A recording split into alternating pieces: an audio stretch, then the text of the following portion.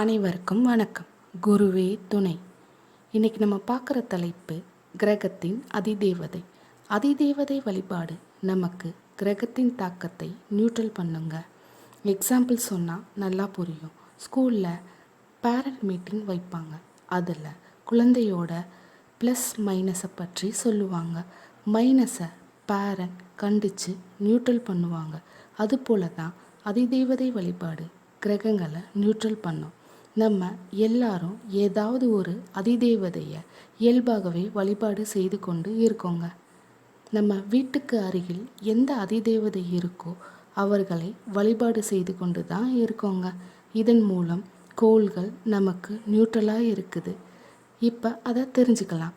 சூரிய பகவானின் அதிதேவதை சிவன், சந்திர பகவானின் அதிதேவதை பார்வதி, செவ்வாய் பகவானின் அதிதேவதை முருகன், புதன் பகவானின் அதிதேவதை பெருமாள், குரு பகவானின் அதிதேவதை தட்சிணாமூர்த்தி, சுக்கிர பகவானின் அதிதேவதை லட்சுமி, சனி பகவானின் அதிதேவதை சாஸ்தா, ராகு பகவானின் அதிதேவதை காளி துர்க்கை, கேது பகவானின் அதிதேவதை விநாயகர்.